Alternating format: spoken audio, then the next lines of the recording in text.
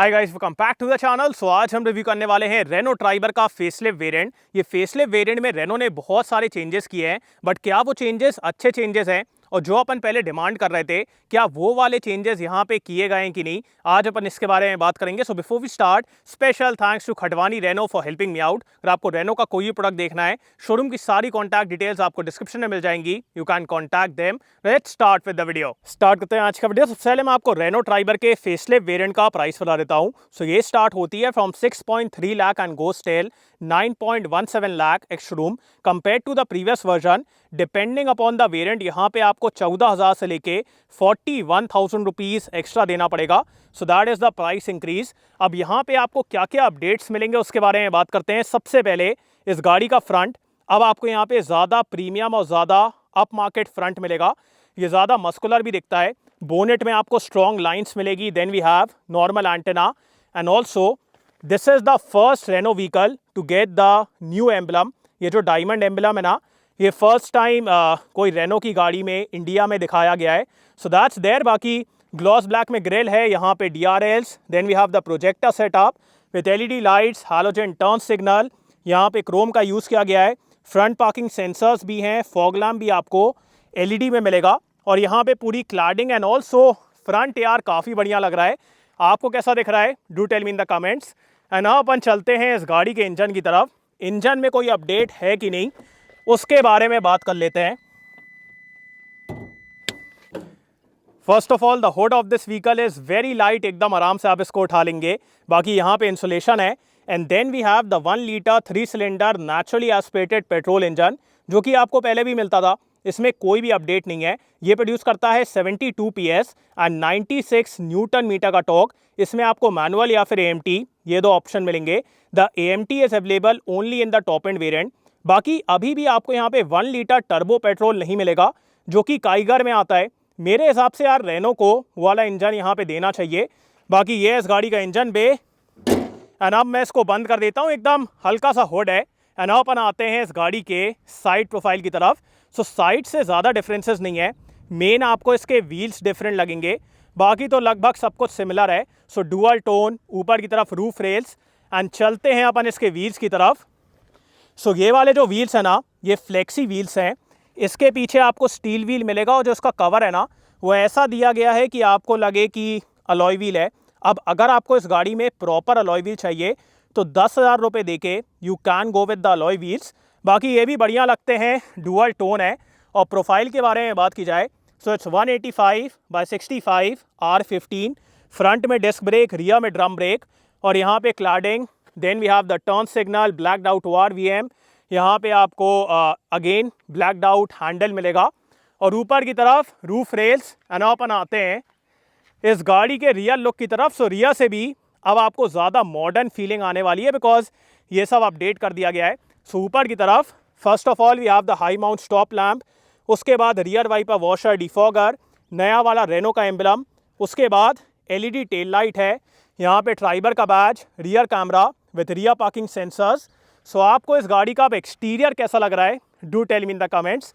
And अपन चलते हैं इस गाड़ी के बूट स्पेस की तरफ। So as this is a 7 seater. अगर आप सारी रोज को ऊपर रखेंगे फिर आपको यहाँ पे थोड़ा ही सा एरिया मिलेगा, ज़्यादा एरिया नहीं है। बट अगर आप इस सीट को फोल्ड कर देते हैं या फिर अगर आप इस सीट को रिमूव कर देते हैं, because you can remove it also, फिर आपको यहाँ पे एकदम बढ़िया स्पेस मिलेगा। और थर्ड रो में स्पेस कैसा है अभी मैं आपको दिखाऊंगा। बाकी अब अपन चलते हैं इस गाड़ी के सेकंड रो की तरफ। सो एक्सटीरियर के बारे में आप लोगों मेरे को बताइए। बाकी यहाँ पे ब्लैक्ड आउट हैंडल है। उसके बाद डोर्स एकदम मतलब एक तरीके से 90 डिग्री ओपन होते हैं। सो अंदर जाने में, बाहर आने में उसमें कोई दिक्कत नहीं है। The glass area and all is very good. Dual tone interior है। यहाँ पे विंडो कंट्रोल्स, ये आपको पुरानी गाड़ियों जैसा मिलेगा लॉक अनलॉक करने के लिए। उसके बाद speakers, door pockets are good enough. अब आगे वाली सीट मेरे हाइट के हिसाब से एडजस्टेड है। मेरी हाइट है 6 फीट। साइड पैसेंजर्स के लिए आपको एडजस्टेबल हेडरेस्ट मिलेगा। बाकी ये डुअल टोन फैब्रिक अपहोल्स्ट्री है। बट इसके बारे में बात करने से पहले, मतलब ये सीट और ये सीट दोनों मेरे हाइट के हिसाब से एडजस्टेड हैं। बट उससे पहले अपन चलते हैं इस गाड़ी के थर्ड रो में। सो आप ये देख रहे हैं एकदम आराम से फोल्ड हो गई है। सो जैसे ही आप इस सीट को फोल्ड करेंगे फिर आपको अंदर आने में बिल्कुल भी दिक्कत नहीं होगी, बिकॉज यहाँ पे काफ़ी अच्छा एरिया है। And once you are here फिर आपको यहाँ पे डिसेंट एरिया मिलेगा, नीचे काफ़ी अच्छा एरिया है।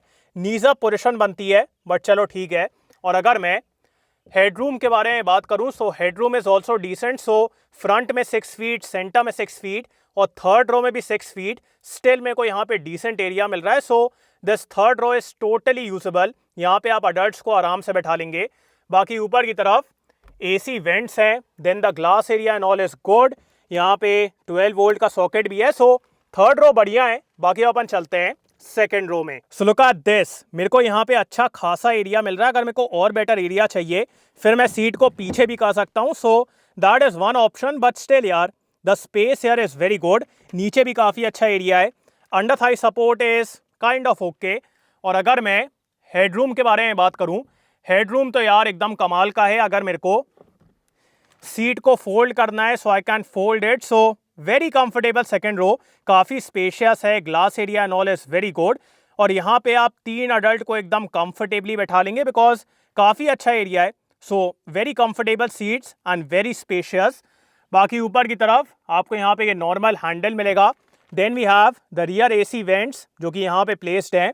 उसके बाद मैगजीन होल्डर्स, यहाँ पे आपको रियर का ब्लोअर कंट्रोल, 12 वोल्ट। सेंटर में कोई भी हम वगैरह नहीं है, जो कि एक बढ़िया बात है। And the glass area and all is very good. ऊपर की तरफ आपको यहाँ पे ये लाइट मिल जाएगी। सेंटर में कुछ भी नहीं है, but we have the ISOFIX mounts और बढ़िया है यार। सेकेंड रो काफ़ी कंफर्टेबल है। एंड अपन चलते हैं आगे की तरफ।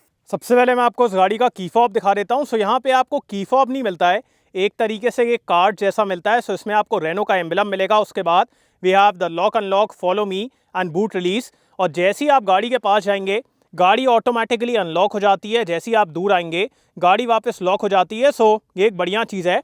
बाकी यहाँ पे कोई भी रिक्वेस्ट सेंसर नहीं है, बट उसकी उतनी ज़रूरत नहीं है, बिकॉज इससे ही आपका काम हो जाएगा। और स्टार्ट करते हैं इसके डोर से। सो अगेन पुराना वाला अपना लॉक अनलॉक, उसके बाद सिल्वर डोर हैंडल। यहाँ पे आपको RVM कंट्रोल्स मिलेंगे, window controls, hard plastic, door pockets are good enough. Also height adjustable driver seat है, मैनुअल एडजस्टमेंट्स हैं और फैब्रिक अपहोल्स्ट्री वगैरह दी गई है ना। अपन चलते हैं अंदर की तरफ। अब जैसे ही आप इस गाड़ी के अंदर बैठेंगे, कंपेयर टू प्रीवियस ट्राइबर इसका इंटीरियर ज़्यादा प्रीमियम फील होता है, बिकॉज डुअल टोन है। उसके बाद यहाँ पे wooden finish with some pattern on it, so ज़्यादा प्रीमियम फील होता है। बट अगेन अभी भी यहाँ पे आपको बहुत ज़्यादा हार्ड प्लास्टिक मिलेगा, सो उसको बेटर करना चाहिए था। और स्टार्ट करते हैं इसके स्टेयरिंग से। सो स्टेयरिंग में आपको सिर्फ यहाँ पे लेदर रैपिंग मिलेगी, जहाँ पे कभी आप टच नहीं करते हैं यहाँ पे लेदर रैपिंग देना चाहिए था। So this is like kind of okay. बाकी न्यू रेनो का एम्बलम है, यहाँ पे silver finishing. Then we have cruise control, यहाँ पे मल्टीमीडिया कंट्रोल्स। स्टेयरिंग में आपको सिर्फ टिल्ट का एडजस्टमेंट मिलेगा, टेलीस्कोपिक नहीं है। And then we have the auto headlamps, rain sensing wipers. So ये सब बढ़िया है। और यहाँ पे भी आप देखिए ये पूरा वुडन फिनिश दिया गया है। एंड अपन आते हैं इस गाड़ी के इंस्ट्रूमेंट क्लस्टर की तरफ। सो सेंटर में स्क्रीन मिलेगी जो कि बढ़िया लगती है। इसमें आपको मल्टीपल चीज़ें मिलने वाली हैं, जैसे कि we have the fuel economy, fuel history, then we have the trip A, trip B, उसके बाद अपना TPMS जो कि एक बढ़िया चीज़ है। Then we have service interval, dimming controls and also बढ़िया लगता है। यहाँ पे टैकोमीटर वगैरह दिया गया है। So it's a good system और अच्छा भी दिखता है। इसके आजू बाजू क्रोम का यूज़ किया गया है। And coming towards the screen, ये ऑन क्यों नहीं हो रही है? आई गेस मेरे को गाड़ी को स्टार्ट करना पड़ेगा। सो आई गेस अब स्टार्ट हो जाए।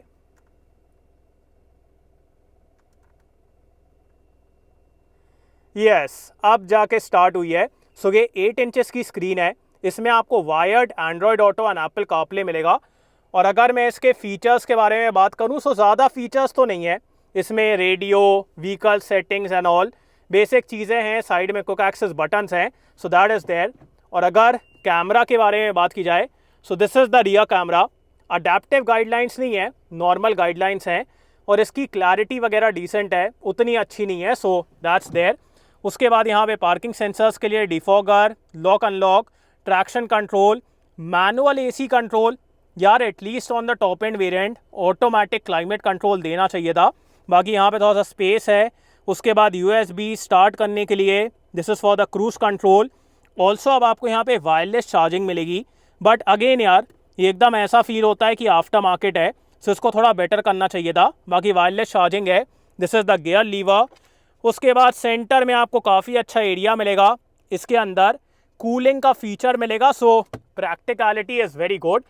और उसके बाद यहाँ पे भी स्पेस है। Then we have more space या, सो इसमें आपको अगेन कूलिंग का फीचर मिलेगा और बहुत सारे कंपार्टमेंट्स हैं। उसके बाद यहाँ पे मैनुअली डिमिंग IRVM, यहाँ पे ticket holder, then we have lights और यहाँ पे मिरर है।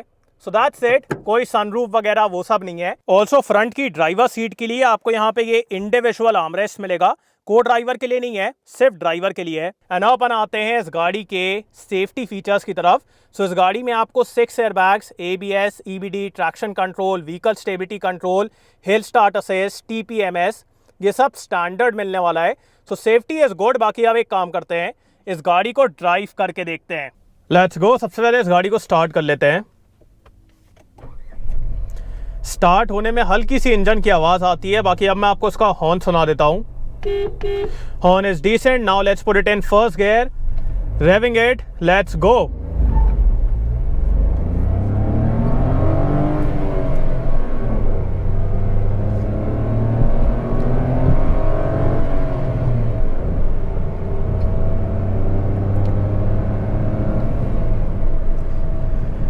स्टार्ट करते हैं इसके इंजन से। So the power here is kind of okay यार। लिटरली जब आप इस गाड़ी को चलाएंगे ना, आपको ऐसा लगेगा कि और पावर क्यों नहीं है। मेरे को ऐसा लग रहा था कि विद दिस अपडेट रेनो यहाँ पे 1 litre turbo petrol engine launch करेगा, जो अपन इतने टाइम से वेट कर रहे थे, बट वो नहीं है यार। अभी भी आपको यहाँ पे naturally aspirated 3 cylinder petrol engine मिलेगा, जिसकी power is kind of okay. आपको काफ़ी ज़्यादा गियर शिफ्ट करना पड़ेगा, बार बार गियर चेंज करना पड़ेगा और इसको ना थोड़ा रेफ करना पड़ेगा, तब जाके आपको पावर मिलेगी। The torque is available from 3500 RPM। सो यहाँ पे आपको इंजन को रेफ करना पड़ता है पावर निकालने के लिए, and that is something which I don't like here. जैसे अगर मैं एकदम से यहाँ पे थ्रॉटल दे दूँ, ज़्यादा कुछ नहीं है यार, मेरे को डाउन शिफ्ट करना ही पड़ेगा। So the power here is kind of okay, which I feel with the turbo petrol engine could have been a better case. उस इंजन में ना ज़्यादा बेटर पावर है और पता नहीं क्यों यार रेनो उसको लॉन्च नहीं कर रहा है। फिर से ये नेचुरली एस्पिरेटेड इंजन आ गया है। So power is kind of okay. With 3-4 people आपको पावर की उतनी कमी फील नहीं होगी। And also with the AC the power is kind of okay. But अगर आप यहाँ पे 7 लोगों को बैठा लेंगे या फिर अगर आपके साथ लगेज रहेगा, फिर आपको पावर की कमी पक्का फील होने वाली है अप हिल में, ओवरटेक के time. So that is there. So the engine is kind of okay, freely rev करता है। The refinement and all is kind of okay, but वही है यार, पावर उतनी अच्छी नहीं है। So that's there. अब बात करते हैं इस गाड़ी के गियरबॉक्स के बारे में। सो सबसे पहले the clutch is very light, so clutch को यूज़ करने में बिल्कुल भी दिक्कत नहीं है। और अगर मैं गियरबॉक्स के बारे में बात करूँ, गियरबॉक्स अच्छा है, हल्का सा नॉची है, मतलब उतना अच्छे से प्रॉपर आपको फीलिंग नहीं आती है। सो वो एक बात है। बाकी शिफ्टिंग वगैरह के मामले में उतनी दिक्कत नहीं है। सो गियर बॉक्स इज गुड। और अगर आपको ऑटोमेटिक चाहिए, so only in the top end variant आपको AMT का ऑप्शन मिलेगा, सिर्फ टॉप एंड वेरिएंट में है। और मेरे हिसाब से आपको उसके साथ जाना चाहिए, बिकॉज जितने आपको यहाँ पे गियर चेंज करना पड़ेगा ना, मेरे को ऐसा लगता है कि automatic will be a good option. अब बात करते हैं इस गाड़ी के विजिबिलिटी के बारे में। So visibility all around is good, कहीं पे भी आपको देखने के मामले में कोई दिक्कत नहीं होगी, फ्रंट में, साइड में, यहाँ से पीछे की तरफ। So the visibility all around is very good, उसके मामले में दिक्कत नहीं है। अब बात करते हैं इस गाड़ी के NVH लेवल्स के बारे में। So NVH levels are kind of okay. जब आप रफ पैच के ऊपर से जाते हैं ना, सस्पेंशन की आवाज़ आती है, रोड की आवाज़ आती है, इंजन की भी हल्की हल्की आवाज़ आती रहती है। So the NVH levels are kind of okay, उतने अच्छे नहीं है, डिसेंट NVH लेवल्स हैं। एंड अब एक काम करते हैं, यहाँ पे एक ब्रेकिंग टेस्ट करके देखते हैं। ब्रेकिंग इज गुड, ब्रेक्स के मामले में दिक्कत नहीं है, एकदम स्टेबल ब्रेकिंग है। The modulation is also very good. So brakes are good of this vehicle. बस ये है यार कि और पावर होती ना तो काफ़ी बढ़िया रहता। अब बात करते हैं इस गाड़ी के सस्पेंशन के बारे में। So suspension is a bit stiff, जैसे अगर आप गाड़ी में 2 या फिर 3 लोग हैं ना, तो आपको ऐसा लगेगा कि सस्पेंशन हल्का सा स्टिफ है, बट जब आप इस गाड़ी में 4-5 लोगों को बैठा लेंगे फिर सस्पेंशन थोड़ा सेटल डाउन हो जाता है। So that is how it is. So कम लोगों में स्टिफ फील होगा, ज़्यादा लोगों में ज़्यादा सेटल्ड फील होगा। और इसकी आवाज़ वगैरह आती है, जैसे अगर आप कोई रफ पैच के ऊपर से जाएंगे ना, तो वहाँ पे इसकी आवाज़ प्रॉपरली केबिन के अंदर आती है। So that could have been better. बाकी stability and all is good. Also ज़्यादा आपको यहाँ पे बॉडी रोल वगैरह फील नहीं होगा, सो वो भी एक बढ़िया बात है। So ride is good with more people, it gets more comfortable. And अब बात करते हैं इस गाड़ी के स्टेयरिंग के बारे में। So it's a practical steering. जब आप एकदम नॉर्मली चलते हैं तो हल्का रहता है, और जब आप तेज़ चलाते हैं सो डिसेंटली वे अप होता है। बहुत ज़्यादा वे अप नहीं होता है, डिसेंटली वे अप होता है। और इसमें फीडबैक वगैरह उतना ज़्यादा नहीं है, but it's a practical steering. इससे आपको गाड़ी को मनूवर करने में, टर्न करने में बिल्कुल भी दिक्कत नहीं होने वाली है। सो आराम से आप गाड़ी को टर्न कर लेंगे, यू टर्न ले लेंगे। So all of that is very good. So ठीक है यार, स्टेयरिंग वगैरह बढ़िया है। बाकी सिर्फ यहाँ पे आपको लेदर रैपिंग मिलती है, यहाँ पे नहीं है। तो सिर्फ इतने में लेदर रैप्ड है, जो कि आप कभी टच नहीं करेंगे। यहाँ पे देते तो समझ में भी आता, बट यहाँ पे दिया है जो आप कभी टच नहीं करने वाले हैं। So this could have been better यार। And the main thing is with the power. अगर यहाँ पे 1 लीटर टर्बो पेट्रोल इंजन होता ना, तो काफ़ी बढ़िया रहता यार। जो पावर रहती, जिस तरीके से इस गाड़ी को चलाने में फीलिंग आती, वो सब काफ़ी बेटर हो जाता। बट वही है यार, इंजन में कोई भी अपग्रेड नहीं है। So that is how it is. अब बात करते हैं इस गाड़ी के माइलेज के बारे में। So in the city you will get around 11-12 kilometres per litre. आपको ना इस गाड़ी में बहुत अच्छा माइलेज इसलिए नहीं मिलेगा बिकॉज इस इंजन को आपको काफ़ी रेफ करना पड़ेगा, काफ़ी ज़्यादा इससे ताकत निकालने की कोशिश करना पड़ेगा। And that is why the mileage will be kind of okay. Because बड़ी गाड़ी में अगर बड़ा इंजन रहता है ना, तो ज़्यादा बेटर माइलेज निकलता है, बिकॉज एफर्टलेस पावर रहती है। बट यहाँ पे एफर्टलेस पावर नहीं है, आपको इसको रेफ करना पड़ेगा, पावर को निकालना पड़ेगा, और उसकी वजह से the mileage will be 11-12 in the city. And on the highway you can get around 13-14 kilometres per litre. So that is the mileage I will claim, because the engine needs to be revved and because it needs to be worked upon. उसकी वजह से ना यहाँ पे उतना better mileage आपको नहीं मिलने वाला है। So that is about the mileage. क्यों नहीं यार, मतलब 1 लीटर टर्बो पेट्रोल क्यों नहीं दिया रेनो ने, that is the main thing. बाकी सब कुछ बढ़िया है, चलाने में डिसेंट है, ज़्यादा आपको यहाँ वहाँ देखना नहीं पड़ता है। It's a easy to drive car. बाकी अब बात करते हैं वर्डिक्ट के बारे में। अब बात करते हैं कि आपको रेनो ट्राइबर लेना चाहिए कि नहीं। सो मेरे हिसाब से ये एक प्रैक्टिकल 7 सीटर गाड़ी है। अगर आपको कम प्राइस में एक 7 सीटर गाड़ी चाहिए, फिर मैं कहूँगा this can be a good option, because proper 7 seating capacity है, 3rd रो टोटली यूजेबल है। एंड विद द फेसलिफ्ट अब आपको यहाँ पे एक्सटीरियर में ज़्यादा प्रीमियम फीलिंग आएगी, इंटीरियर में भी ज़्यादा बेटर फीचर्स हैं। But the only problem is with the engine, और ये हम लोग स्टार्टिंग से बोलते आ रहे हैं, बिकॉज ये 1 litre 3 cylinder naturally aspirated petrol engine में उतनी पावर ही नहीं है। जब आप इस गाड़ी में 7 लोगों को बैठाएंगे ना, उतनी पावर ही नहीं है। सो यहाँ पे रेनो को 1 litre turbo petrol engine launch करना चाहिए, and that is the biggest negative of this vehicle. बाकी सब कुछ बढ़िया है। अब आपको यहाँ पे ज़्यादा बेटर फीचर्स मिलेंगे, ज़्यादा प्रीमियम फीलिंग है, और स्पेस वगैरह के मामले में कोई भी दिक्कत नहीं है। सो अगर आपको कम प्राइस में एक 7 सीटर गाड़ी चाहिए, you can totally check the new Renault Triber. So आपको ये गाड़ी कैसी लगी, do tell me in the comments. और thanks for watching guys, hope you like this video. इसको लाइक कर देना, सब्सक्राइब करना, बेल आइकन दबा देना, एंड कमेंट डाउन बिलो आपको कैसा लगा। In next video, bye.